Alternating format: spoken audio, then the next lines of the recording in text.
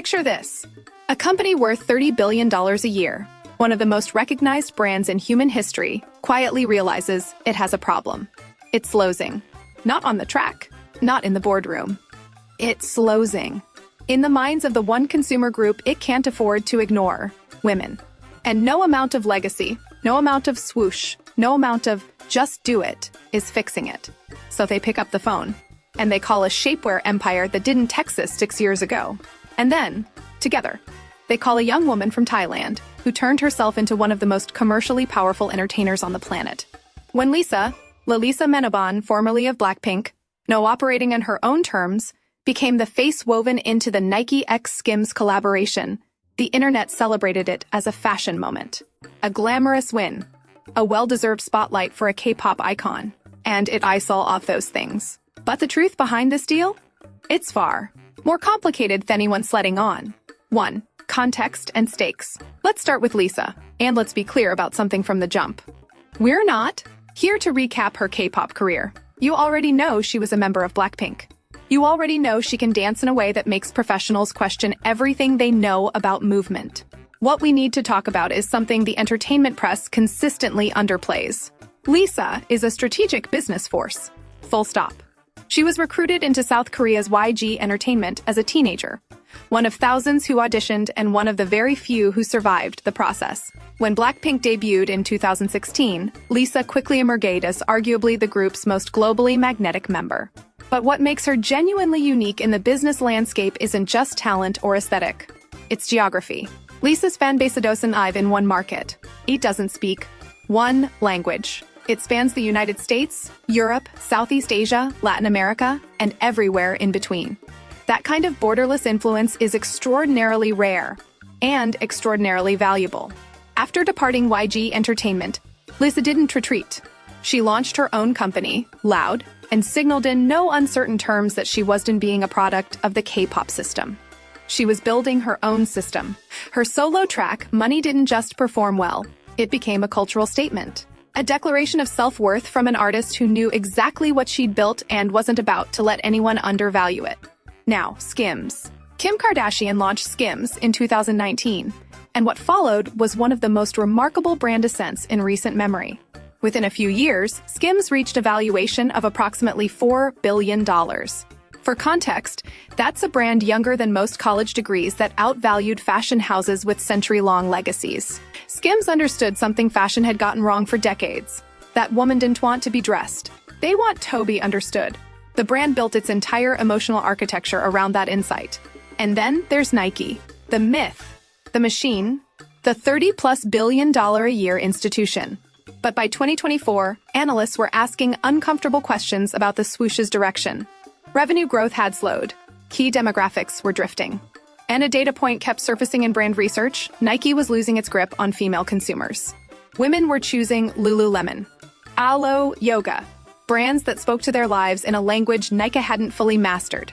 3 forces, a collision course, and nobody engineered it by accident. 2. The deal itself. In early 2025, Nike made an announcement that genuinely stopped the fashion and sportswear industry in its tracks. The brand was partnering with SKIMS to create a co-branded line, officially launched under NikeSKIMS identity, designed from the ground up for women. Not a capsule. Not a limited edition seasonal drop. A dedicated, persistent brand extension with its own visual identity, its own campaigns, and its own long-term ambitions within the marketplace. That alone was seismic. But then came the casting. Lisa was unveiled as one of the prominent faces of the NikeSKIMS launch campaign, and the images were striking in a way that went beyond pretty photographs. There was a deliberate visual argument being made. The precision and discipline of a trained athlete. The editorial elegance of a high-fashion subject. The kind of composed, self-possessed authority that makes you stop scrolling. This wasn't a celebrity holding a product. This was a celebrity embodying an entire brand philosophy, the idea that athletic performance and aesthetic beauty are opposing forces, that you can be strong and sensual, driven and desirable, that the woman who works out and the woman who commands a room are the same person. That's a big argument to make, and Lisa, visually, makes it convincingly. According to reports, Lisa's involvement in the NikeSKIMS campaign was structured as a significant multi-million-dollar arrangement, Though, as is standard practice for deals of this nature, none of the parties have publicly confirmed the financial specifics. Sources familiar with celebrity brand deals at this scale suggest that for an artist with Lisa's global reach, over 100 million followers on Instagram alone, with engagement rates that routinely outperform larger accounts, arrangements of this profile typically represent serious eight-figure commitments across a multi-year term. Whether Lisa's specific deal reaches those thresholds is information the brands have kept tightly protected. What is not speculative, the impact was immediate and measurable. Within hours of Lisa's posts going live, NikeSKIMS-related search terms exploded globally. The collaboration trended simultaneously across multiple markets: in the United States, in South Korea, in Thailand, in the United Kingdom, across Southeast Asia. Fan communities mobilized instantly. Analysis threads dissected every frame of the campaign imagery. The engagement numbers that followed were, by any commercial metric, extraordinary. Nike and SKIMS both issued statements framing the partnership as a celebration of female empowerment and athletic identity. Lisa, for her part, communicated about the collaboration through imagery more than words. Her posts were visually impactful and relatively light and detailed commentary about the deal's structure or her role within it. On tiers, where it starts to get interesting. Because that restraint, that careful curation of exactly how much Lisa says publicly versus how much the campaign imagery says on her behalf, isn't an accident. It's a window into how this deal was designed to function. And to understand that, you have to understand what Nike and SKIMS SATUALLY needed from this collaboration. And what they needed wasn't just a famous face. 3. The untold angle.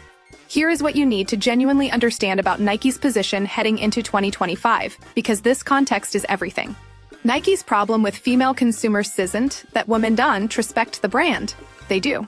Nike's problem is that a new category of competitor had grown up around female consumers in a way that Nike simply hadn't anticipated and hadn't adequately responded to. Lululemon built a billion-dollar empire by treating a yoga class as a lifestyle identity. Alo Yoga turned wellness into a luxury aesthetic. These brands didn't just sell products to women. They gave women a cultural home, a sense of belonging, a visual language for how they wanted to see themselves and be seen by others. Nike was still largely speaking in the voice it had built for Michael Jordan's era. Incredible products, authentic athletic credibility. But culturally, in the specific frequency that modern female consumers respond to, it was often missing the mark. SKIMS changed that calculation entirely. On here's the genius of the NikeSKIMS Spring that most of the fashion press has glossed over. Nikadidntakurea product line from SKIMS. Itakureta cultural fluency. SKIMS speaks the language of the female body without apology. It built its brand on the idea that a woman's physicality isn't something to be hidden or pushed past. It's something to be honored. That is a fundamentally different emotional proposition than anything in Nike's existing playbook. By partnering with SKIMS, Nike wasn't buying a shapewear license. It was buying a new way of speaking to half the population. And Lisa is the translator between those two worlds. Stop here for a second, because this is the question nobody in the entertainment media is really pressing on. And it's the one that will define whether this deal is remembered as a triumph or a cautionary tale. Is Lisa genuinely a bridge between Nike and SKIMS? Or is she being deployed as a vehicle for something far more calculated? Consider who Lisa speaks to. Note abstractly, specifically. Her core audience is heavily female, predominantly between the ages of 16 and 35, globally distributed and characterized by a quality that is genuinely rare in the modern media landscape: loyalty. Blinkers don't casually follow Lisa. They follow Lisa the way people follow things they care about deeply. They track her movements, celebrate her achievements, and, critically, they respond to her brand associations. When Lisa validates a brand, that validation lands differently than a traditional celebrity endorsement. It carries the weight of a trusted recommendation from someone her fans feel they genuinely know. This is what industry insiders increasingly call the Kpop trust economy. And Nike and SKIMS didn't accidentally stumble into it. They paid for it. What's happening here is a form of cultural arbitrage. Nike and SKIMS are leveraging the profound, almost structural trust that K-pop fan communities place in their artists to penetrate demographics and geographic markets that conventional advertising simply cannot reach at equivalent emotional depth. Nike billboardin sell doesn't move blinks. Lisa posts a campaign image and it moves the entire internet. That difference between passive exposure and active fan-driven amplification is worth, conservatively, hundreds of millions of dollars in earned media and brand equity. Lisa isn't just the face of NikeSKIMS. She is, in a real sense, the trust infrastructure that makes this deal function. And that raises some questions that the business press would rather not sit with too long. 4. Controversy and pushback. Not everyone received this deal with applause. And the pushback, from multiple directions, tells you a lot about the fault lines this collaboration sits on. Start with the fans. Within Lisa's own community, the reaction was genuinely divided. The majority celebrated, and understandably so. Seeing Lisa positioned at the center of a corporate collaboration of this scale was validation for everything Blinks have been saying for years. But a notable and vocal portion of her fan base raised a question that deserves a serious consideration. Is SKIMS SATUALLY the right brand for Lisa? Because SKIMS at its core communicates through a very specific visual and emotional register. Body confidence, warmth, sensuality, an almost intimate relationship between the product and the wearer. Lisa's brand identity, while unmistakably confident, has always lived in a different aesthetic neighborhood. More architectural, more high-fashion European, more precision and power than softness and skin. Some fans felt the match was off, that Lisa was being pressed into a mold that didn't quite fit her, that she was serving the brand's needs more than she was expressing her own identity. That's not a trivial criticism. It points to a real tension in how celebrity brand deals work at this level. Then there's the conversation in the brand strategy and business analysis community, and here, the concerns run even deeper. Several brand strategists have publicly or privately expressed concern that the NikeSKIMS partnership, however clever, risks something precious: Nike's athletic credibility. Nike's irreplaceable value proposition is not fashion. It's legitimacy. Decades of real athletes in real competition wearing the swoosh. That can't be manufactured, but it can be diluted. And when Nike aligns itself so prominently with a lifestyle and fashion-forward brand, even a brilliant one like SKIMS, it risks sending a signal that performance is no longer the primary story. That signal, unsent at scale, is very hard to unsend. And then there's the question almost no one is publicly asking about Lisa specifically. What does she actually control in this arrangement? When a Kpop artist enters a deal of this magnitude, the brand controls the creative brief, the campaign narrative, and the public messaging. The artist brings their face, their following, and their trust, but the story being told is not necessarily their story. Several observers in the entertainment business space have noted that K-pop's industry culture, where artists are trained to operate within highly managed, corporate-controlled systems, may make them structurally less likely to push back on how they are presented by brand partners than Western pop stars might be. Whether that dynamic is playing out in Lisa's specific arrangement is something only the people in that room truly know.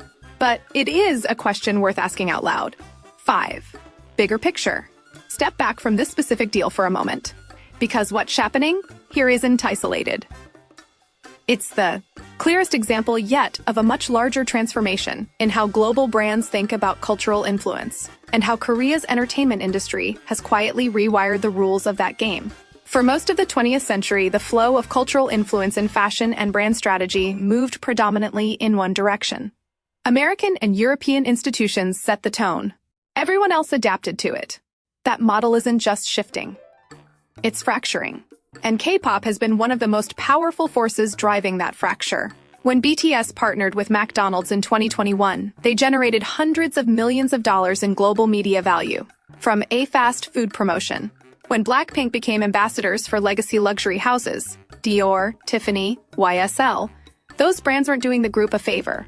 The group was doing the brands a favor. They were providing access to a global youth audience that those institutions had been struggling to reach through their traditional channels. The directional flow of value had reversed, and the brands that recognized this early cleaned up. The ones that were slow to see it are still catching up. Lisa's role in NikeSKIMS, the next evolutionary step in this pattern. But it's more ambitious and higher stakes than what came before it. Because this isn't a celebrity fronting a brand's existing seasonal campaign. This is a celebrity being embedded in the foundational identity of a brand new entity at its launch. NikeSKIMS didn't exist. Before this collaboration, Lisa's presences and tan add on to the brand. It's part of what makes the brand real. She's not decoration. She's load-bearing. Architecture. That tells you something significant about where the celebrity brand collaboration market is heading. The old model, write a check, get a famous face, put it on a billboard, is becoming obsolete. The new model is co-identity. The celebrity doesn't just endorse the brand. They become a constitutive part of what the brand is understood to be. Their aesthetics, their cultural associations, their relationship with their audience, all of it gets absorbed into the brand's DNA. This is immensely powerful. It's also structurally fragile. Because when a brand's identity becomes so intertwined with a single person, it creates exposure. What happens to NikeSKIMS if Lisa's cultural momentum shifts? What happens if she takes a public position on anything that creates friction with the brand's positioning? The brand doesn't just lose a spokesperson, it loses a piece of its story. That's a vulnerability that doesn't show up in any press release. The other live question in this space: how durable is the K-pop influence wave in Western markets? Really? The evidence so far is encouraging. K-pop fandoms are extraordinarily resilient. They outlast news cycles. They compound over time rather than fade. But there is a saturation risk building. When every major sportswear brand, every luxury house, and every lifestyle startup is racing to attach itself to a K-pop name, the sense of cultural scarcity that makes those partnerships feel special starts to thin out. The audience notices when their favorite artist is everywhere. What Nike and SKIMS may have achieved by moving decisively and at scale with Lisa early in this cycle is a first-mover advantage that competitors will find genuinely difficult to replicate. They secured the artist at the right cultural moment, built a brand entity around the collaboration rather than just a campaign, and launched it with the kind of global visual impact that generates long-tail attention well beyond the initial news cycle. Or they overpaid for a trend that's closer to its ceiling than its floor. And honestly, nobody in the industry knows which of those readings will prove correct. The only people with even a guess are the ones watching the sales data. And they're not talking. So here's where we land. The Lisa x Nike x SKIMS deal isn't a fashion story, even though the fashion press covered it as one. It isn't a K-pop story, even though the K-pop press celebrated it as one. It's a story about power, about who gets to define cultural authority in a globalized market, about how a music genre from Seoul rewrote the rules of Western corporate brand strategy, and about what it actually means when a young woman from Thailand becomes the load-bearing wall between $2 billion corporate machines. Is Lisa winning in this arrangement? Financially, almost certainly. Is she in full control of her own narrative within it? That's a far less comfortable question, and it's the one worth keeping an eye on as this deal matures. Here's what history suggests. Artists who navigate these corporate structures entirely on their own terms don't just win brand deals. They build empires. And everything Lisa has done so far suggests she knows exactly what she's doing. But does she? Drop your take in the comments. And if you want to go deeper on how K-pop is quietly reshaping the entire global entertainment economy, the next video is right there.